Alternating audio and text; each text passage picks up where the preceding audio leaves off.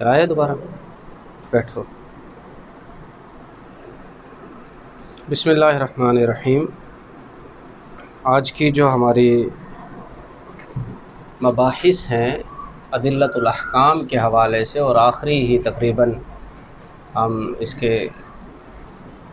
قریب پہنچ چکے ہیں، وہ ہے تعامل، عرف و رواج اور سد الذرائع۔ یہ تین ہیں۔ تعامل کسے کہیں گے ہم؟ عام سی بات ہوتی ہے، کسی کا عمل، کسی کا طریقہ، کسی کی رائے، اس کو ہم کیا کہیں گے؟ تعامل کہیں گے۔ یہ ایک عام سی گفتگو ہے۔ پھر فقہ کے اندر کچھ چیزیں معروف ہو جاتی ہیں، کچھ لوگوں کا جو عمل ہے یا کچھ علاقوں کا عمل جو ہے وہ اس کے ساتھ منسوب ہو جاتا ہے، اور وہ پھر اسی علاقے سے ہی ہم شرعی طور پر مسئلہ لے لیتے ہیں کہ فلاں علاقے میں یہ چیز ہے، ان لوگوں کا تعامل یہ ہے، ان لوگوں کا عمل اس بات پر اس طرح ہے۔ تو اس طرح سے پھر مختلف تعامل کے اعتبار سے مکتبہ فکر بن جاتے ہیں۔ جیسے تعامل مدینہ ہے، اہل مدینہ کا کیا عمل رہا ہے مختلف چیزوں میں۔ اسی طرح تعامل مکہ ہے، پھر تعامل صحابہ ہے، تعامل امت ہے، علماء کرام ہے، اہل بیت ہے۔ تو یہ مختلف قسم کے ہم گروہوں کے حساب سے ہم اس کو دیکھتے ہیں۔ یہ جو ہم تعامل کی گفتگو کرتے ہیں، یہ دو چیزوں میں ہوتا ہے، ایک معاملات میں ہے اور دوسرا لین دین کے حوالے سے۔ کسی علاقے کے اندر معاملات دینی یا دنیوی اعتبار سے کیا تھے، ہم اس کو پھر ڈسکس کر لیتے ہیں۔ ہر علاقے کے اندر ایک ہی چیز نہیں ہوتی، یاد رکھیں۔ اب جیسے ہمارے ہاں کا ایک لباس ہے، ہم عمومی طور پر جو لباس پہنتے ہیں خواتین کا جو ہے یا مردوں کا ہے، وہ تعامل مدینہ نہیں ہے، نہ تعامل مکہ ہے، وہاں پر لباس اور ہے، تو ہم وہی ایک چیز اس کے ساتھ خاص کر دیں گے۔ اسی طرح آپ یہ دیکھ لیجئے، امریکہ کے اندر پینٹ شرٹ کا ایک رواج ہے، اور وہاں پر خواتین بھی اور مرد بھی جو ہے نا وہ ایک ہی لباس کے اندر ہمیں نظر آتے ہیں، تو ہم یہ کہہ دیں گے کہ یہ امریکہ والوں کا تعامل ہے۔ قرآن سے اس کی کیا دلیل ہے؟ قرآن سے دلیل یہ ہے کہ قرآن کے اندر اللہ رب العزت فرماتے ہیں وَالسَّابِقُونَ الْأَوَّلُونَ مِنَ الْمُهَاجِرِينَ وَالْأَنصَارِ وَالَّذِينَ اتَّبَعُوهُم بِإِحْسَانٍ رَضِيَ اللَّهُ عَنْهُمْ وَرَضُوا عَنْهُ۔ سورۃ التوبہ آیت نمبر 100۔ یعنی مہاجرین و انصار میں وہ لوگ سبقت کرنے والے سب سے پہلے ایمان والے ہیں، اور وہ لوگ جنہوں نے راست بازی کے ساتھ ان کی اتباع کی، ان سب سے اللہ راضی ہوا اور وہ اللہ سے راضی ہوئے۔ یعنی تعامل صحابہ حجت ہمارے لیے کیوں ہے؟ اس آیت کے آخر میں ہے رضی اللہ عنہم ورضوا عنہ، یعنی اللہ نے مہر لگا دی ہے اپنی رضا کی۔ تو لہٰذا ہم کیا کہیں گے کہ سنت نبوی کے بعد اگر ہمارے پاس کوئی طریقہ بطور دلیل ہے تو وہ کیا ہے؟ صحابہ کا عمل ہے، تعامل صحابہ ہے۔ حدیث سے جو دلیل ہے وہ یہی ہے کہ علیکم بسنتی۔ ویسے تو بہت ساری احادیث ہیں، میں نے ایک یہاں لکھی ہے تاکہ ریکارڈڈ جو ہے ہماری جو چیز ہے وہ اس کو ہم دیکھیں گے۔ علیکم بسنتی و سنت الخلفاء الراشدین المہدیین، کہ تم پر جو ہے میری سنت ہے اور خلفاء راشدین کی سنت کو لازم پکڑنا ہے، اور فرمایا کہ اسی پر جمع رہنا جو ہے یہ اصل چیز ہے۔ پھر دوسری حدیث میں فرمایا ما من نبی بعثہ اللہ فی امتہ، کہ جس نبی کو بھی اللہ نے مجھ سے پہلے بھیجا ہے سب کی امت میں اس کے مددگار اور اصحاب تھے جو نبی کی سنت کو حاصل کرتے اور اس کے حکم کی اقتداء کرتے تھے۔ یہ دوسری چیز، دوسری حدیث۔ ایک روایت میں یہ بھی ہے کہ رسول اللہ صلی اللہ علیہ وسلم نے بطور سند اور معیار صحابہ کا تعامل پیش کیا، اور یہ ہے کہ جس راستے پر میں اور میرے اصحاب ہیں وہی حق پر ہے۔ تو یہ چیز بھی ہمارے پاس بطور دلیل موجود ہے۔ کچھ شرائط ہیں، ہر عمل کی کوئی نہ کوئی شرط ہوتی ہے، جیسے ہم پہلے پڑھ چکے ہیں، اور پھر شرط کچھ وجوہات کی بنیاد پر ہوتی ہے، ایسے خام خاص سے ہم کسی شرط کو لاگو نہیں کرتے۔ پہلا جو ہے صحابہ کے تعامل کو جو قبول کیا جائے گا، اس کی ویسے تو 5-6 شرائط ہیں، لیکن میں نے خلاصتاً جو ہے 4 شرائط آپ کے سامنے پیش کی ہیں۔ ایک شرط تو یہ ہے جو اصول فقہ کے اندر بھی موجود ہے کہ جو بات صحابہ میں عام طور پر رائج ہو، جس کو انہوں نے مان لیا ہو اس کا اتباع واجب ہے۔ عام طور پر جو چیز ان کے اندر رائج ہو چکے ہو، ان میں اختلاف نہ پایا جا رہا ہو، کوئی واجب یا کوئی ایسی چھوٹی موٹی بات اختلاف کی ان میں موجود نہ ہو۔ دوسری چیز، شیخین یعنی سیدنا صدیق اکبر اور سیدنا عمر فاروق رضی اللہ تعالی عنہما کا عمل، بات سمجھ رہے ہیں، ان کا جو عمل ہوگا یہ تعامل صحابہ ہے۔ ہم یہ نہیں کہہ سکتے کہ جناب سیدنا صدیق اکبر نے یہ کام کیا تو اب بس یہ نہیں ہوگا، نہیں، وہ حجت بن گئی ہے بس۔ سیدنا عمر فاروق نے جو کام کیا وہ حجت بن گیا، اب اس کا انکار کفر کے درجے میں چلا جائے گا۔ تیسری شرط یہ ہے کہ نبی کریم صلی اللہ علیہ وسلم کی رحلت کے بعد اگر کسی صحابی نے قرآن و سنت سے کوئی شرعی حکم نہ ملنے کی وجہ سے ذاتی اجتہاد پر کوئی فتویٰ دیا ہو، میں نے یہاں لکھا ذاتی اجتہاد پر عمل کیا ہو، ٹھیک ہے، ذاتی اجتہاد پر کوئی فتویٰ دیا ہے اور اس پر کسی نے اختلاف نہیں کیا تو وہ بھی حجت ہو جائے گا، اس پر کسی نے اختلاف نہیں کیا۔ چوتھی چیز ہے اجماع صحابہ، صحابہ کرام کا کسی مسئلے کے اوپر اتفاق ہو جانا، یہ ہم پہلے بھی پڑھ چکے ہیں۔ جیسے سیدنا صدیق اکبر رضی اللہ تعالیٰ عنہ نے دادی کو وراثت میں چھٹا حصہ دیا، یہ مکوڑا ہے اوپر، یہ ادھر اس طرف چھٹا حصہ دادی کو دیا کہ وراثت کے اندر اس کا چھٹا حصہ ہوگا۔ اسی طرح دیکھیں سیدنا عمر فاروق رضی اللہ تعالیٰ عنہ نے سیدنا علی المرتضیٰ رضی اللہ تعالیٰ عنہ کے حکم سے، مشورے سے، شرابی کی جو سزا تھی وہ 40 کوڑے سے بڑھا کر 80 کوڑے کر دی، اب وہ ظاہری بات ہے ہمارے لیے حجت ہے۔ اسی طرح دیکھیے کہ مسلم عورت کا غیر مسلم مرد کے ساتھ نکاح نہیں ہو سکتا، اس پر اجماع ہے صحابہ کا، لہٰذا ہم اس پر عمل کریں گے ہر صورت میں۔ اسی طرح یہ بھی ہے کہ وہ اراضی جو مسلمانوں نے جنگ کے اندر لی ہو اور فتح کر لی ہو، وہ زمین جتنی بھی ہے تو اس کو مجاہدین میں تقسیم نہیں کیا جائے گا، یہ حضرت عمر کے دور کا واقعہ، اس کو مجاہدین میں تقسیم نہیں کیا جائے گا۔ آخر میں اس کی ایک پانچویں شرط بھی ہے، اتنا آپ اس کو سمجھ لیجئے کہ اقوال صحابہ کی ایک وہ قسم بھی ہوتی ہے جو اسباب نزول کے اندر ہم لیتے ہیں، کسی آیت کا سبب، ٹھیک، ہم اس کو یہاں لکھ لیتے ہیں پانچویں کے قرآن کی تفسیر کے حوالے سے۔ بعض صحابہ نے قرآن کی تفسیر کے حوالے سے جو آیات کا شان نزول بیان کیا ہے وہ معتبر ہے، ان کا کیونکہ کام ہی اسی حوالے سے تھا تو وہ کیا ہے، معتبر ہے۔ اسی لیے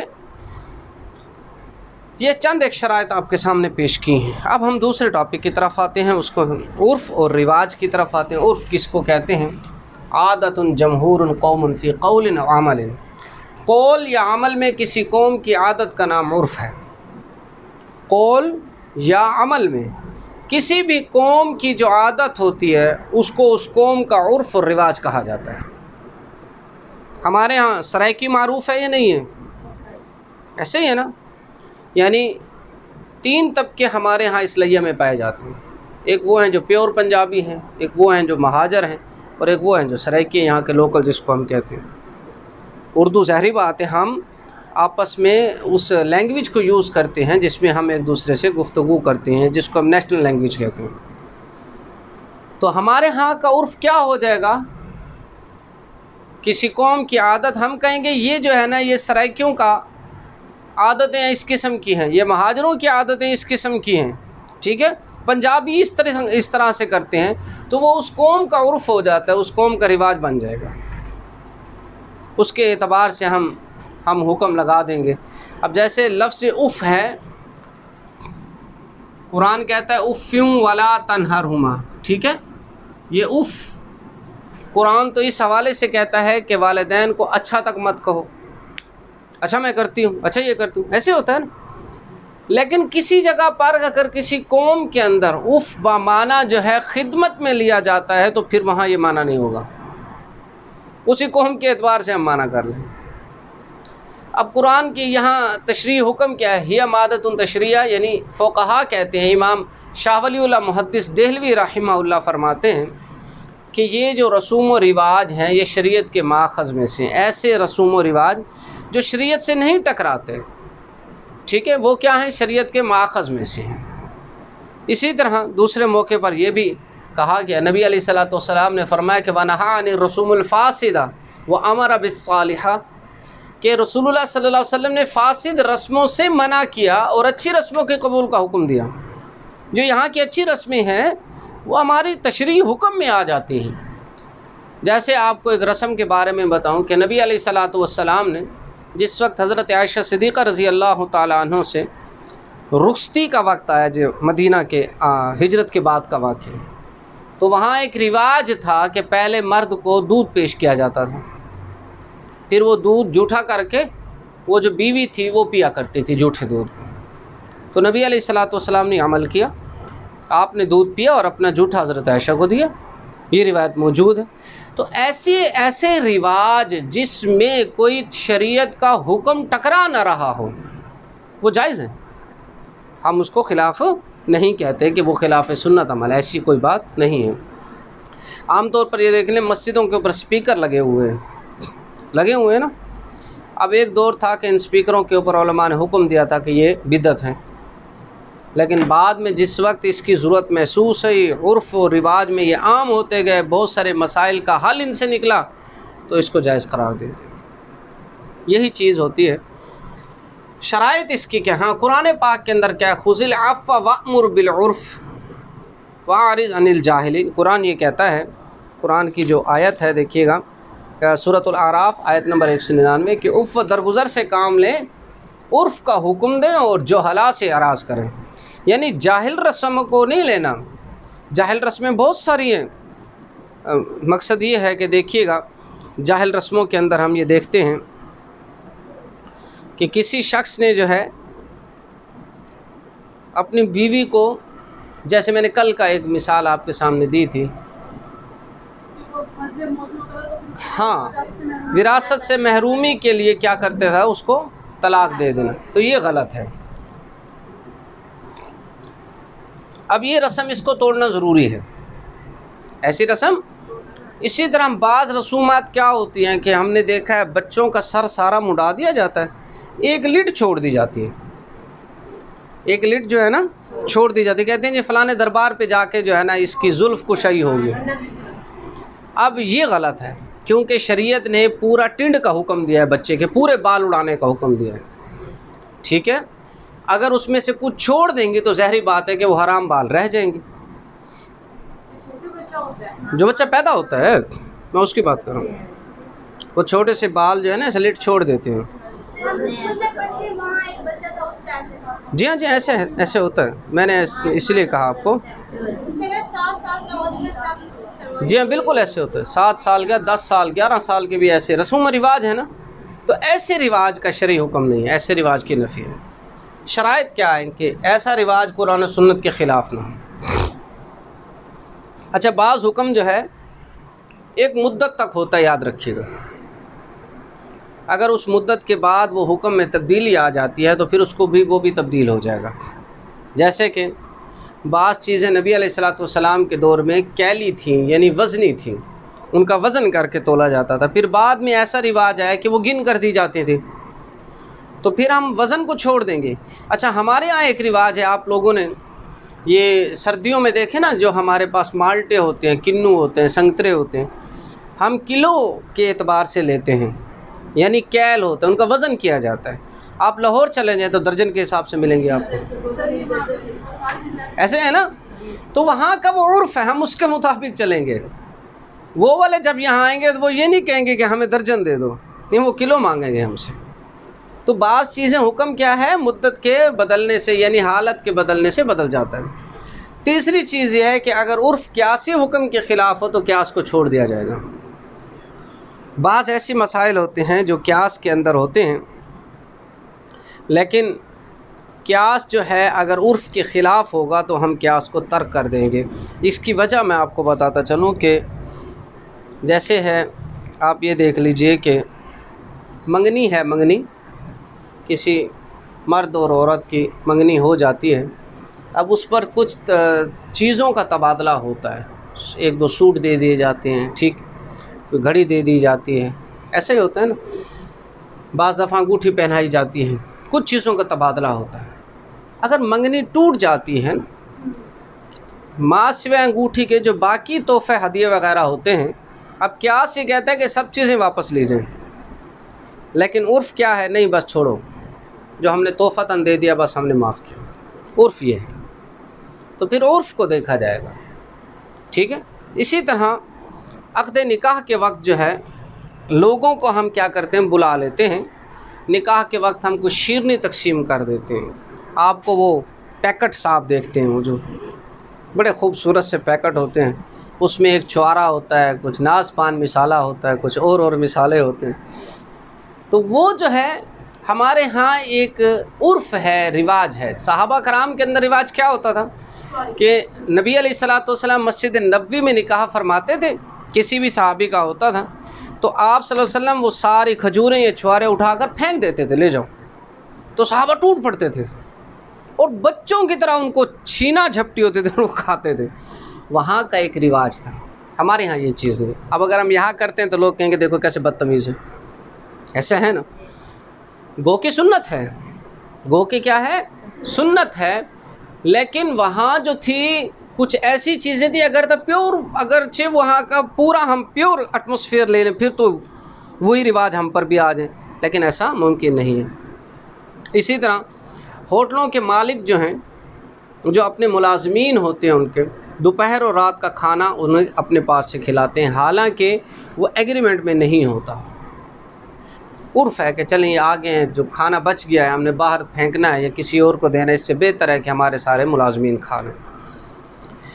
اسی طرح طلاق یا موت کے نتیجے میں میاں بیوی میں تفریق کے بعد مہر معجل کا استحقاق ہوتا ہے۔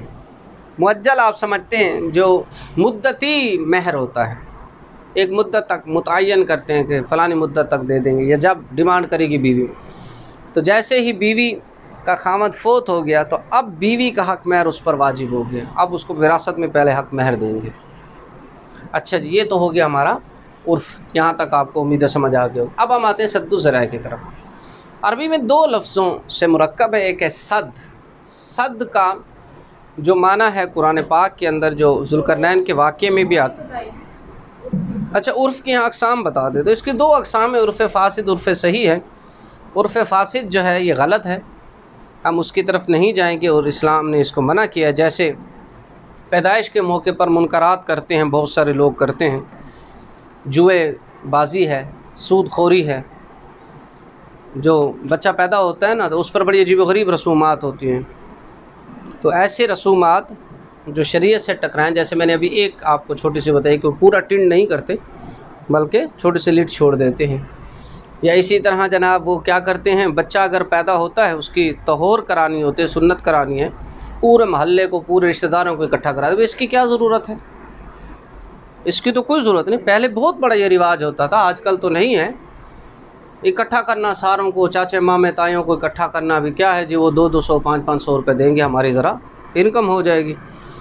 حالانکہ ہاسپٹل میں یہ سہولت موجود ہے، جائیں بچوں کو لے کے جائیں، اسی وقت اس کا سسٹم سیٹ کر دیں گے اور واپس چلو بھی گھر، ایک سہولت ہے، ایک عرف ہے ہمارے یہاں۔ تو ایسا عرف جو مفاسد کی طرف لے کر جائے اس کی نفی ہے شریعت میں۔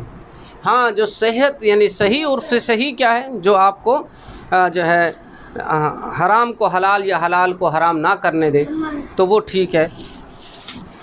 ایسے عرف جو ہے وہ ضروری ہے کہ ایسے عرف کے اندر آپ اس کا تلاش بھی کریں اور اس کی نفی نہیں کی جائے گی۔ اب آ جاتے ہیں سد الذرائع کی طرف۔ یہ دو لفظوں سے مرکب ہے عربی کے، ایک ہے صد، دوسرا ہے ذرائع۔ صد کا معنی ہے روکنا، دیوار کے معنی میں بھی آتا ہے، ٹھیک ہے، اور ذرائع کا معنی کیا ہم لیں گے، عوامل ہیں، راستے ہیں، ٹھیک۔ تو اس کو ہم یہ کہہ سکتے ہیں کہ سد الذرائع سے مراد ان تمام راستوں کا بند کرنا ہے جو بنی نوع انسان کے لیے نقصان دہ ہیں۔ یہ تو ایک تعریف ہو جائے گی۔ اس کے علاوہ دو چیزیں ہوتی ہیں، یاد رکھیے گا، ہم کوئی بھی کام کرتے ہیں تو اس میں دو قسم کے عوامل ہمارے سامنے آتے ہیں، ایک مفسدہ ہوتے ہیں، دوسرا مصلحہ ہوتے ہیں۔ مفسدہ جو خرابی کا باعث ہوں، جس میں سراسر خرابی ہو، اور وہ کچھ ایسے مصلحت ہوتی ہے، کچھ ایسے مسالے ہوتے ہیں جو فائدے کا باعث ہوتے ہیں، تو ان کو بھی ہم دیکھتے ہوئے پھر ہم سد الذرائع کی طرف جائیں گے۔ پھر ذرائع کے دو اقسام ہیں، ایک قول ہے اور ایک عمل ہے۔ کسی کے کہنے سے بھی ایک چیز کا جو ہے اطلاق ہو جاتا ہے، کسی کے کرنے سے بھی اطلاق ہو جاتا ہے۔ اب ہم اقسام جو اس کی مزید 3 اقسام ہیں ان کو سمجھیں گے اور اس کے بعد ان کے دلائل اور حجیت کی طرف جائیں گے۔ ایسے افعال جو شاذ و نادر ہی فساد کا باعث بنتے ہوں، ایسے افعال جو شاذ و نادر ہی فساد کا باعث بنتے ہوں، یعنی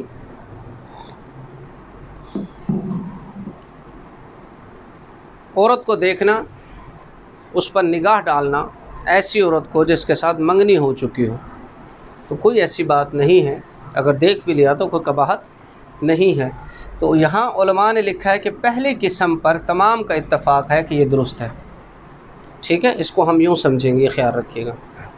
دوسری چیز ہے ایسے افعال جو کثرت سے فساد کا باعث بنتے ہیں، مثلا شورش اور فتنے کے زمانے میں ہتھیار بیچنا ہے، پہلے سے فتنہ موجود ہے، اس کے بعد کیا کر رہے ہیں کہ لوگوں نے ہتھیاروں کی دکانیں کھول لی ہیں، چلو جی بیچو۔ تو یہ جو ہے تمام علماء کا، تمام فقہا کا اس چیز پر جو ہے اجماع ہے کہ دوسری قسم جو ہے لغو اور باطل ہے، اس پر عمل نہیں ہوگا۔ تیسری، ایسے ذرائع و وسائل جن کو ان کے مقاصد کے خلاف استعمال کرنا، جیسے دوران عدت نکاح ہے، یہ غلط ہے، ٹھیک۔ اسی طرح جو ہے دوسری خرابی یہ ہے کہ جیسے ایک شخص نے اپنی بیوی کو 3 طلاقیں دے دیں اور پھر اس سے کیا کیا، رجوع کے لیے اپنے کسی دوست سے اس کا نکاح پڑھ دیا، چلو بھی نکاح ہو گیا، پھر اس کے بعد اس سے شادی کر لی۔ تو ایسے مقاصد جو شریعت کے مقاصد کے خلاف ہوں، ایسے تمام ذرائع وسائل جو ہیں یہ غلط ہیں، اور اس پر علماء کے اندر کچھ اختلاف پایا جاتا ہے۔ بعض کہتے ہیں کچھ چیزوں کو دیکھا جاتا ہے، یعنی کہ اس میں اگر کوئی راستہ نکلتا ہے، یہ طلاق اور نکاح کے علاوہ کی میں بات کر رہا ہوں، کچھ مفاسد ایسے ہوتے ہیں جس میں کوئی نہ کوئی راستہ نکلتا ہے۔ قرآنی دلیل ہمارے پاس یا ایھا الذین آمنوا لا تقولوا راعنا ولکن قولوا انظرنا، ہاں وقولوا انظرنا واسمعوا، معذرت کے ساتھ ولیکن میں نے لکھ دیا یہاں پر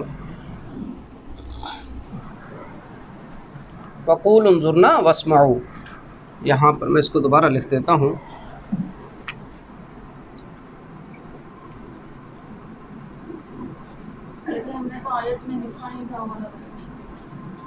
نہیں لکھا تھا تو ٹھیک ہے، بس مجھ سے غلطی ہوئی ہے۔ یعنی اے ایمان والو، تم نبی کو اپنی طرف مخاطب کرنے کی غرض سے رائنا نہ کہا کرو، جیسے یہودی کہتے تھے نا رائنا، اس کا معنی ہوتا ہے چرواہا، بلکہ تم یہ کہا کرو کہ انظرنا واسمعوا، اے نبی علیہ الصلوۃ والسلام ہمارے طرف نظر کرم کیجئے اور ہماری بات کو سنیے۔ ادب یہاں سکھایا گیا ہے۔ تو یہاں سد و ذرائع سے مراد یہ ہے کہ ایک چیز کو روکنا مقصود تھا، نبی کی حرمت کو مد نظر رکھتے ہوئے، اس لیے صحابہ کو تنبیہاً کہا گیا کہ ایسی باتیں نہیں کرنی، یہ طریقہ کا۔ حدیث سے بہت سارے دلائل ہمارے پاس موجود ہیں، میں نے 4-5 لکھے ہیں۔ ایک یہ ہے کہ منشی اشیاء یعنی شراب کا ایک قطرہ بھی اگر کسی چیز میں گر جائے تو وہ حرام ہو جائے گا۔ کیوں؟ اس لیے کہ ایک قطرے میں بھی وہی علت موجود ہے جو پوری بوتل میں ہے، وہی علت موجود ہے جو پوری بوتل میں ہے، لہٰذا ہم کیا کہیں گے، اگر کسی دودھ کی بھری بوتل میں بھی خدا نہ خواستہ اگر ایک شراب کا قطرہ چلا جاتا ہے تو دودھ سارا حرام ہو جائے گا۔ دوسری بات، کسی اجنبی غیر محرم عورت سے تنہائی میں ملنا، خلوت میں ملنا، یہ حرام ہے، اور اس کی وجہ کیا ہے کہ ظاہری بات ہے کہ جس وقت خلوت میں ملنا ہے تو وہاں پر اور بھی بہت سارے انسان کے اندر عوامل پیدا ہو سکتے ہیں۔ تیسری چیز، عدت کی حالت میں نکاح کرنا ہے، یہ غلط ہے کہ عدت کی حالت میں نکاح نہیں ہو سکتا۔ چوتھا جو میں نے کیا کہ کہا حاکم اور قاضی کو ہدیہ کے قبول کرنے سے منع کیا گیا، اس کی وجہ یہی ہے کہ حاکم اور قاضی اگر ہدیہ لینا شروع کر دے گا تو پھر فیصلے حکومت وقت کی طرح ہوں گے۔ میری بات سمجھ رہے ہیں اس کو؟ تو یہ تیسری، اس میں ایک اور مثال بھی آپ کو دیتا چلوں کہ نبی علیہ الصلوۃ والسلام نے حکم دیا کہ جس شخص کو راستے میں کوئی گری پڑی چیز ملے وہ اس کو کسی کو گواہ بنا لے، حالانکہ وہ اس کا امین تھا، یعنی اگر وہ اس کو استعمال میں لاتا ہے تو کسی کو گواہ بنا دیا، یار یہ مجھے ملی تھی کہیں سے چیز، یہ دیکھ لو اس کو میں استعمال کر رہا ہوں، اگر آپ کے ذہن میں کہیں سے کوئی بندہ آ جائے تو کہہ دینا میں اس کو وہ چیز لوٹا دوں۔ بس جی اس کو بند کر دیں۔ جی یہ میں نے بتا تو دیا آپ کو، اسی کے ساتھ ریلیٹ کیا۔ ہاں جی بند کر دیں اس کو۔